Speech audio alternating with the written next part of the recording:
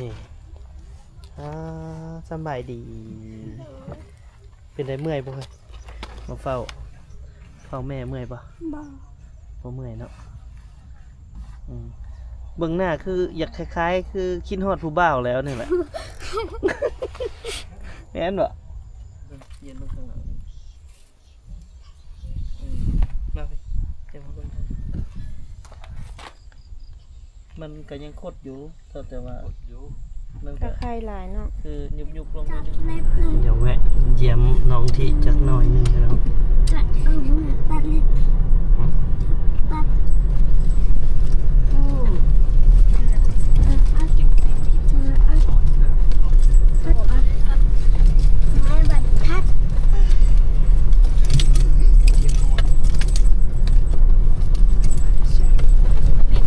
เส้นทางค่อนข้างจะเขาลุกคุกคักนิดนึงแต่ว่าเพิ่นสิดีใจบ่ให้เอาเป็นไดดีใจบ่ดีใจหยัง ลอยมาแต่นครพนมเลยลอยมาหาเป็นอะไรแข็งแห้งขึ้นแห้งแล้วบ่พาแม่อ้นมานำเคยเห็นแล้วบ่เคยเห็นอยู่เฉยอันนี้โทรศัพท์เห็นแต่ในโทรศัพท์บ่เคยอยากเห็นแล้วบ่อยากเห็นเดี๋ยวจังหน่อยย่างไปหาเราดูย่างได้บ่ย่างได้เอาเบิ่งดูย่างไปเบิ่งดูย่างไปเบิ่งดูเอาย่างไปเบิ่งดูไปนี่ไข่เบิ่งนี่ไข่บ่เป็น รอเบิ่งนะนี่ไข่เอาบ่ทันได้เห็นเพิ่นเว้ากำลังสิลงไปหาเด้อมานั่งทานได้อยู่นี่โอ้ย่างคักเลยเด้นี่เนาะย่างเป็นคักเลยเด้คิดฮอดเดี๋ยวอยู่บ่เฮ้ยคิดฮอดแห้งอยู่บ่เฮ้ยคือบอกว่าบ่คือว่าบ่คือบ่มาเยี่ยมเลยสิเอามาฮอดน้องเทนแล้วพี่น้องเดี๋ยวสิอัปเดตอาการของน้องเพิ่นให้พี่ให้น้องได้เบิ่งว่าเป็นจังไดเนาะคือตามที่เห็นนี่ก็คือย่างได้เที่ยงแห้งแล้วเนาะได้ถือว่าย่างก็โอเคกว่าเก่าละเดี๋ยวพอเตียงสิอัปเดตอาการทั้งหลังให้เพิ่นเบิ่งนี่สบายดี เป็นได้เมื่อยบ่เฮ้ยมาเฝ้าแม่เมื่อยบ่เมื่อยเนาะดีใจอีกเนาะที่ได้มาเฝ้าแม่เนาะอายด้วยจ้ะอายอยู่ในเบิ่งแม่เบิ่งหน้าคืออยากคล้ายๆคือคิดฮอดผู้บ่าวแล้วนี่แหละ แม่นบ่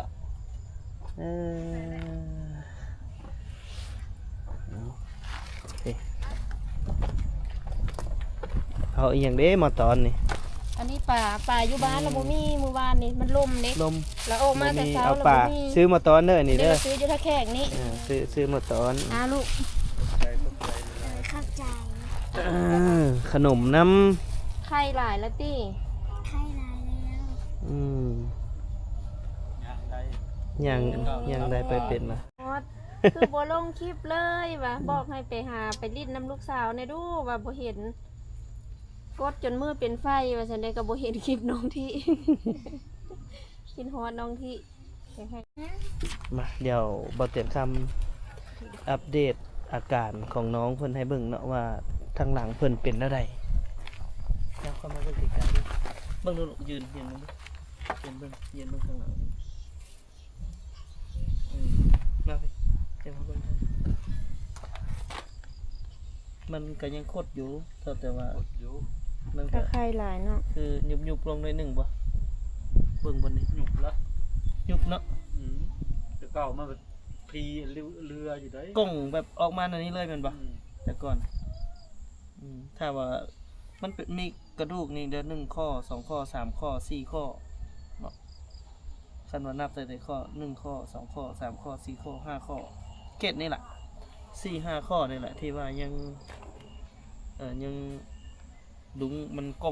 องมาแบบสิพี่น้องมันลักษณะแบบสินะกับภาวนาให้หลังเพิ่น ซื้อเข้าคนนี้เนาะให้บัดเวลาครบปีนะก็อยากให้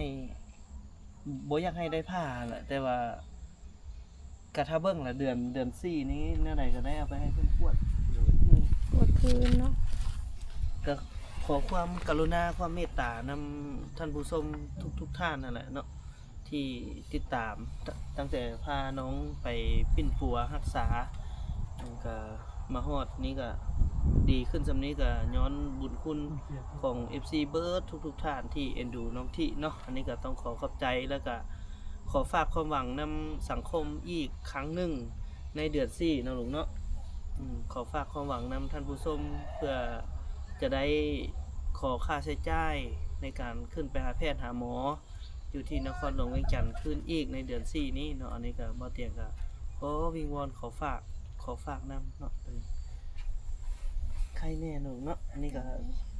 คิดฮอด FC บ่ขึ้นฮอตคิดฮอดหลายมื้อนี้ก็มาอัปเดตอาการให้พี่น้องได้เบิ่งซำนี้ก่อนพี่น้องเอ้ย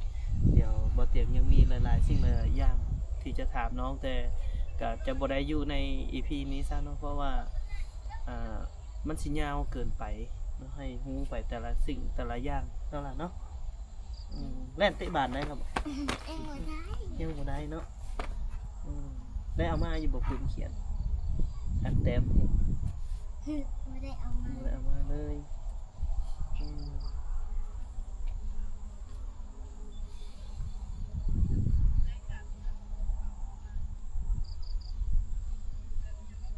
เดือนที่วันเดือน1เดือน2ไปกันเด้อโดยฮอดเด้อ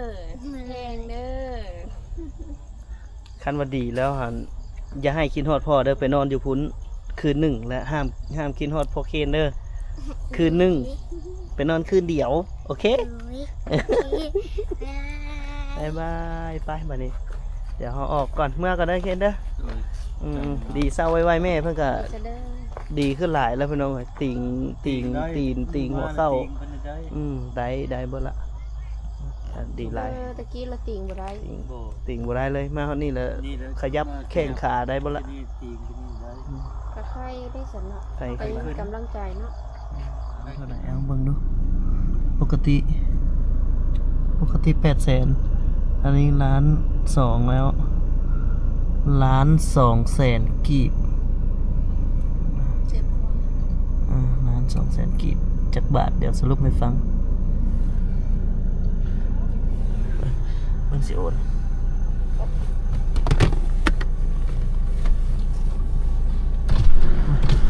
อนละร้านโคกไอ้โอนไปนึ่งแล้วแม่ก่อน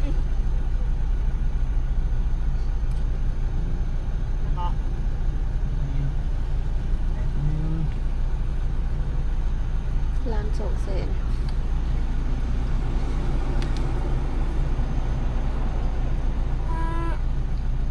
แป๊บนึงเด้อจับก่อนแป๊บนึง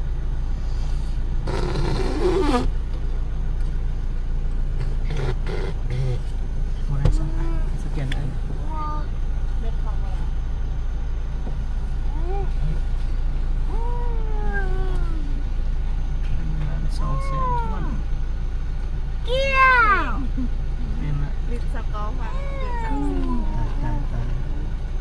ปกติน้ำมันไอซ์สำนี้เติม800,000วันนี้1,200,000เพิ่มขึ้นครึ่งของครึ่ง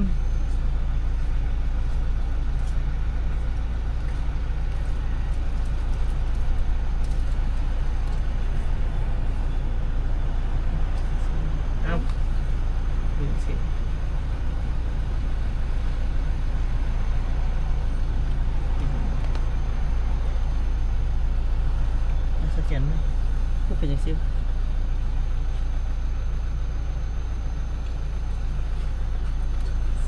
สัญญาณก็เป็นอย่างซิ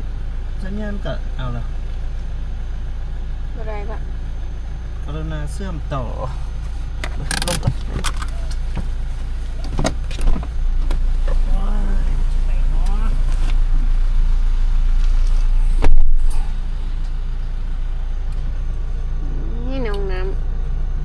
แซ่บบ่ลูกพ่อแม่พาเมื่อค่ำเมื่อมืดอีกแล้วเนาะหิวข้าว กินข้าวจี่แทนเฮ็ดอีจังนะ ให้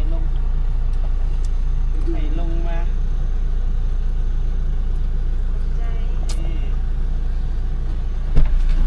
โอเคละบ่ ถ้าเทียบใส่เนาะก็เพิ่มขึ้น 25% 50%แล้วเว้ยบ่แม่น 25% แล้วปกติสำนี้เฮาใส่แต่40 ลิตรล้าน2 40 ลิตรล้าน2 50% จัดไปพี่น้อง จัดไปสงครามบ้านเพิ่นเฮาเดือนฮ้อน ตาตรงใจ เซเว่น ทรงทรง เซเว่นอยู่ท่าแขกก็เพราะว่ามีอยู่ปตท2จุดเนาะแล้วก็แล้วก็อยู่แคมป์ของจุดหนึงก็ถือว่ามีอยู่ประมาณมีอยู่3จุดนะพี่น้อง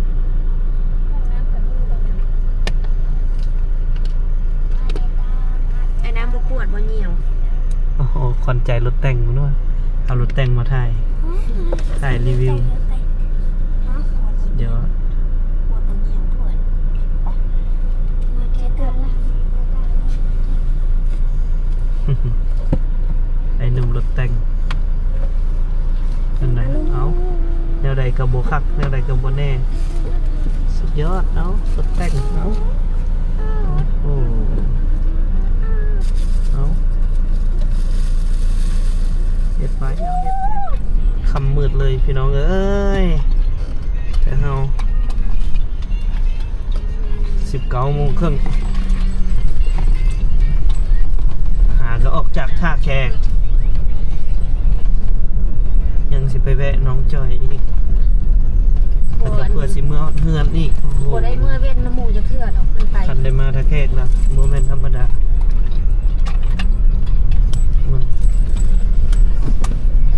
น่าจะใช้เวลาอีกประมาณ2 ชั่วโมงครึ่งเนาะกับประมาณ10 โมงพนละฮอดเฮือน4 ทุ่ม